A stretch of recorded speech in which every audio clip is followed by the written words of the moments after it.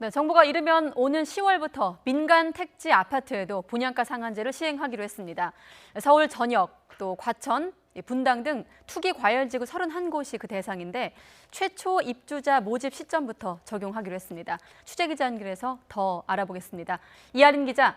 네, 경제부입니다. 네, 민간 택지 분양가 상한제 도입이 예고된 이후 이 시장에선 그야말로 기대도 있었고 우려도 있었고 교차를 한 상황이었는데 결국 강행하기로 한 거죠. 네, 그렇습니다. 정부는 오늘 오전 당정 협의를 거쳐 시행 방안을 확정했습니다. 우선 민간 택지 분양가 상한제 대상 지정 요건이 완화되는 것이 핵심입니다. 분양가 상한제 대상은 필수 요건과 선택 요건 세 가지 가운데 하나를 충족할 경우 지정되는데요.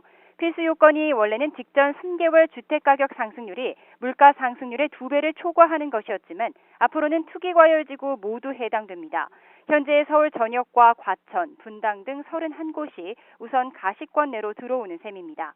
그리고 선택 요건 가운데 직전 12개월 분양가격 상승률이 물가 상승률의 2배를 초과하는 경우가 있었는데요. 해당 시군구에 분양 실적이 없는 경우 평균 분양가격 상승률의 기준을 특별시나 광역시로 넓혀서 적용하기로 했습니다. 네, 이하린 기자, 이 부분은 어떻습니까? 사실 재건축, 재개발 단지마다 이 사업 진행 단계가 달라서 적용 시점이 관심이었는데 어떻게 결정이 났나요?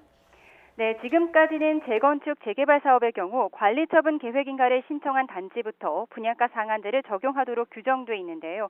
앞으로는 최초 입주자 모집 승인을 신청한 단지부터로 변경됩니다.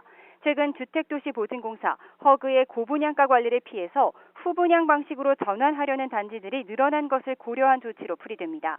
현재 관리처분 인가를 받은 뒤 착공을 앞둔 단지가 서울에서만 66개에 이르는데 이 단지들 모두 검토 대상이 되는 겁니다. 이를 두고 소급 적용 아니냐 하는 비판도 제기됐는데요. 이에 대해 국토부는 관리처분 인가를 받은 경우에도 분양 승인을 받기 전이라면 분양에 대한 사실관계가 확정된 것이 아니고 국민의 주거 안정이라는 공익이 조합원의 기대 이익보다 크다면서 과도한 법 적용이 아니라고 선을 그었습니다. 네, 사실 이 분양가 상한제, 분양가를 낮추는 것이 내리는 게 핵심인데 하지만 이 현실에선 로또 분양 우려가 제기되는 게 사실입니다. 여기에 대한 보완책도 있습니까? 네, 그렇습니다. 전매 제한을 강화하고 의무 거주 기간을 늘리기로 했습니다. 현재 투기과열지구 내 민간 택지 분양가 상한제 적용 주택의 전매 제한 기간은 현재 3, 4년인데요. 이를 5에서 10년으로 강화합니다.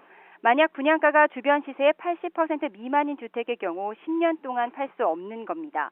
이와 함께 수도권 공공분양주택에 적용되고 있는 거주 의무기간 5년을 민간 택지에도 도입할 계획입니다. 이번 개정안은 입법 예고와 법제처 심사 등을 거쳐 이르면 10월 초 공포 시행될 예정입니다. 지금까지 경제부에서 전해드렸습니다.